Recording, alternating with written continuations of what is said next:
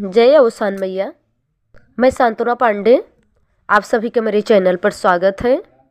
तो दोस्तों, आज मैं आपके लिए एक अवसान मैया का भजन लाई हूँ, तो आइए सुनते हैं।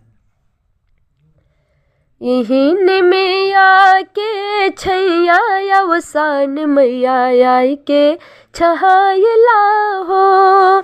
यहीं में आके छैया अवसान मैया आई के छहायला हो। गंगा जमुनवा से जल भरी लो बई, गंगा जमुनवा से जल भरी लो बई। यहीं में आके छैया अवसान मैया आई के नहायला हो।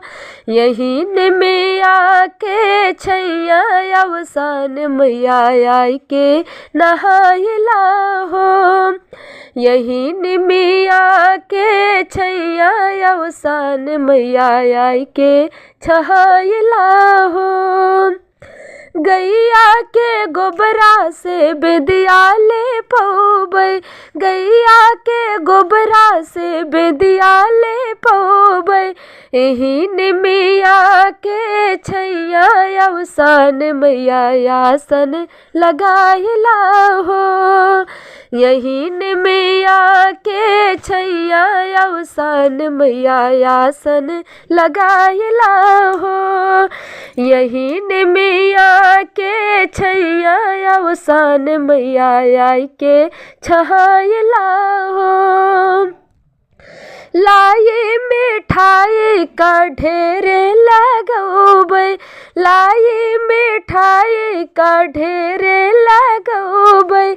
यहीं में आके छैया अवसान मैया भोगवा लगायला हो।